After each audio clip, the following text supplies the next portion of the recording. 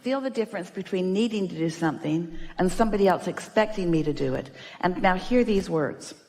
We said them earlier. They're our favorite words. It's the core, it's the key to so many wonderful things that are unfolding for all of you. Satisfaction comes from only one place, and that's having a desire and moving in the direction of it. So this answer has many deep tentacles. You're going to feel it all around the room. For example, when a parent decides what a child needs to do you often notice how reluctant the child is to do it? And you know why? There's no satisfaction in doing what somebody else wants you to do. Satisfaction is only from moving in the direction of what you want to do. And that's the first thing that so many people do that sort of makes people lose their sense of who they are, is that they demand things of them. They tell them that they need to do this and they need to do that. You need to push through and you need to do it. And remember what our premise for all of this is? The amazing pleasure of non-resisted thought. The pleasure of non-resisted thought. So when you think about why you want something, wanting it and why, now as you move toward it, it's pleasing to you. It feels good to you. Now we're going to get back around to that in a moment. But first we want to say to you that this is usually, and it is the case here, the reason that someone feels uncomfortable, even fearful about making a presentation in front of others. And it's because you don't trust them to be connected to their inner being. And the reason you don't trust them to be connected to their inner being is because they usually aren't. So they're petty, they're critical, they don't like themselves very much often, and so it's easy for them to find fault with you. There's a lot of people looking at a lot of people with a lot of judgment from their own place of insecurity.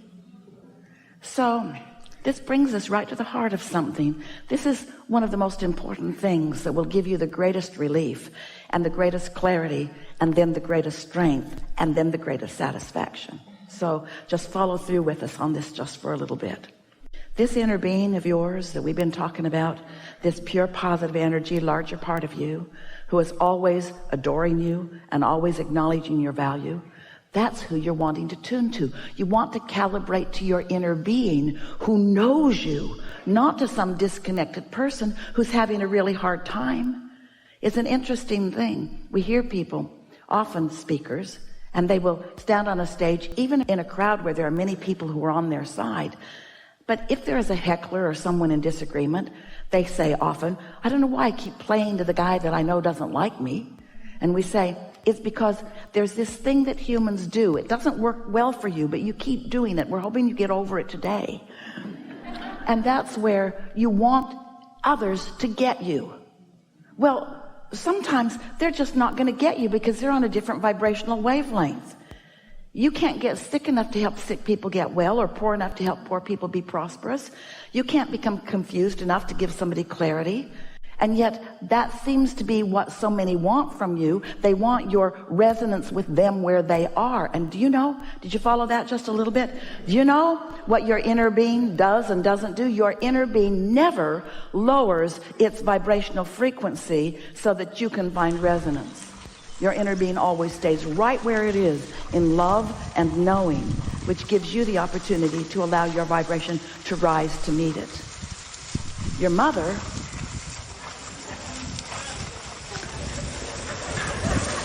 she moved around and she did you a disadvantage. She sided with you when you were complaining, and she sympathized with you when you were feeling sorry for yourself and those sorts of things. But your inner being does not.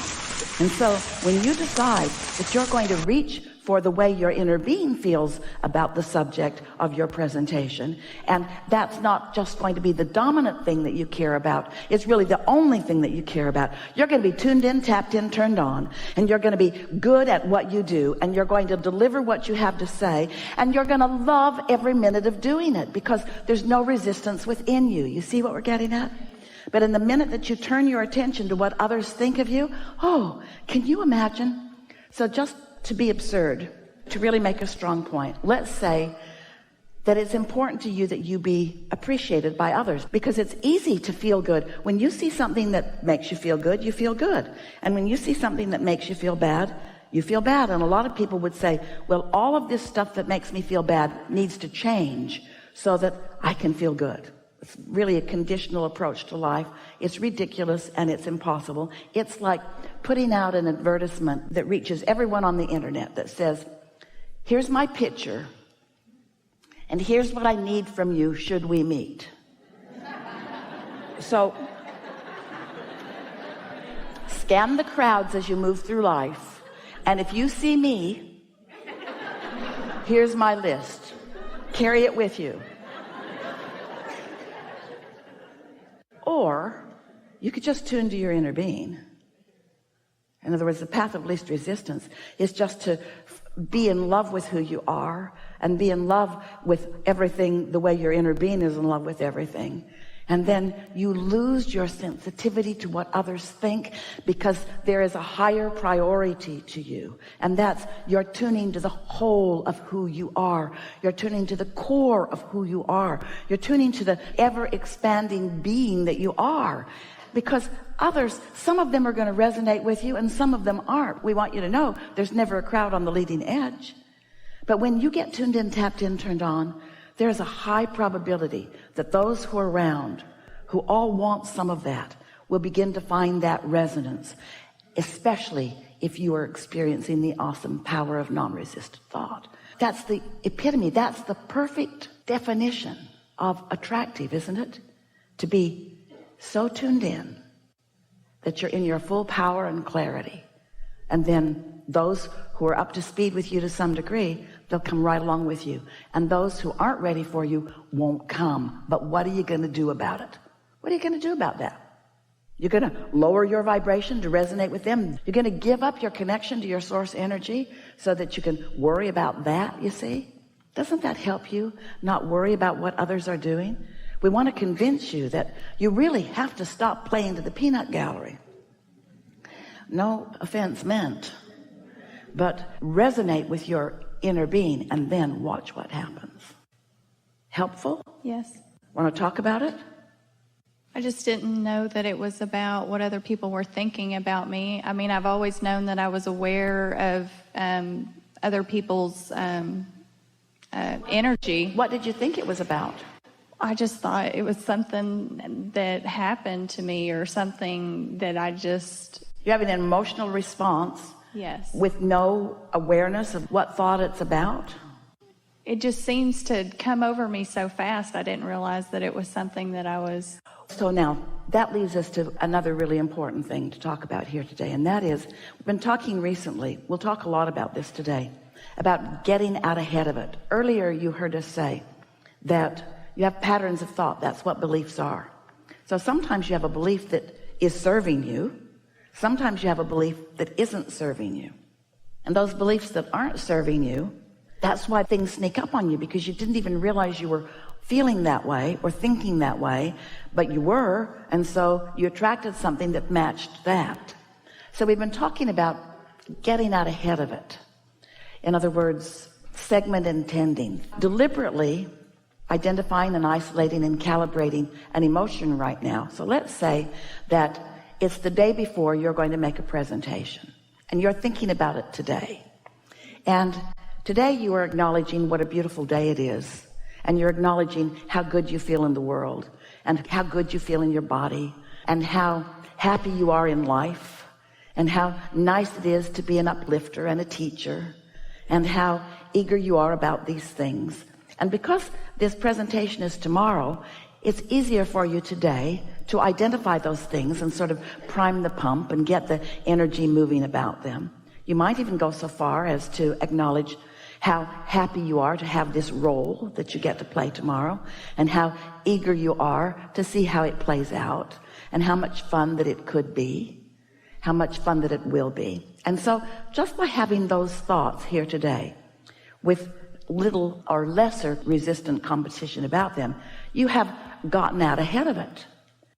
You follow that?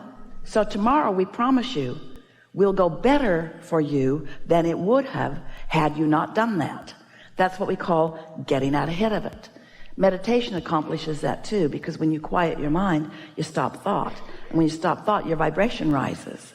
So now, this idea of getting out ahead of it, we want to point out, Esther catches herself doing this almost every day about something, getting out ahead of it in the opposite way that she means to. Just now we would say that's co-creation at its best. Those thoughts that we were encouraging about what's going to take place tomorrow, but acknowledging how good you feel today. That's co-creating at its best. You and the universe and your inner being. But sometimes if you have a worrisome thought, like it just comes over me so fast, I don't know what happens. I just remember that I get prepared and I think I'm ready and then I'm not. Don't do that, because that's the opposite of what we're talking about. But it is getting you ready for something. It is preparing you for the next segment, but it's preparing you for a segment that you're not going to enjoy that much when you get there, you see. So when you start getting a handle on this and you start getting out ahead of it deliberately when it's easier, and then you start noticing how much better things go for you because you're out ahead. Esther has a notebook, a stack of notebooks now, and she decided to take this a little bit to an extreme, and so she is segment intending almost every segment of her life experience these days by sitting and writing for about 60 seconds about the next segment that she's moving into. Back in the very early days, Jerry asked, Abraham, are there any like laws of the universe or anything that if we could really get a handle on, it would help us to understand how all of this works? And we said, there's the law of attraction, and then we defined it. You're a vibrational being, and as you emanate a signal, you will attract like to you. The second law we called the law of deliberate creation. That's where you think on purpose. You can do it by default. That's what most people do. They look over there and they think about that, and they look over there and they think about that. But very few people are guiding their thoughts according to their guidance systems, because very few people are trying to harmonize with the larger part of them. They don't even know that larger part exists sometimes. And they certainly didn't realize that that larger part of them is thinking right here, right now about what they're thinking about. The law of deliberate creation. Paying attention to your emotions and thinking in the direction of what you want as your inner being does. The third is the law of allowing. That means I have isolated and identified and calibrated my frequency to the frequency of my source. So I have the clarity and the knowledge of all of that inside. And then the fourth, we said, was segment intending. You're moving into a new segment all the time. When the phone rings, new segment. When you're at the dinner table and all of you are there except that one who's always late, and then that one gets there, new segment. Constant new segments, new segments, new segments. And if you will stop and identify what you most want from this segment, you activate within yourself. You cause yourself to be one of the cooperative components that is already gathered. In other words, your inner being has already gathered cooperative components. Often you're the only holdout. But when you segment intend, often it causes you to be a cooperative component. So segment intending, Esther will write segment. Brush my teeth, put on my face, and comb my hair. That's her segment. Takes 30 minutes. Segment. And then she will write, I feel such appreciation for this lovely space in which I can prepare myself for the day. I love this music that is playing right here and now. I love these products. Took me a while to find them. I really, really like them. I like the way this smells. I like the way this smells. I like the way this smells. In other words, just looking for things to feel good about and setting her vibrational frequency for well-being, for attraction.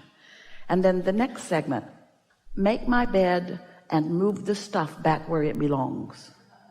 30 minutes. Just focusing with deliberate intent for the purpose of activating genuine, not fake, genuine appreciation for something that she's focused upon. It gets that momentum going. You spend a day identifying what you like about this and what you like about this and what you like about him and what you like about her and what you like about this, what you like about that. Pretty soon you've got a point of attraction going where the entire world seems like they got your memo. When you see me do this, it's like they got the memo. And those that are not a vibrational match to this pure positive energy stream that you've got going, they bounce off of you. It's like they're not even in the same world that you're in. While those that have components that match up with some of the things that you've got actively flowing through you come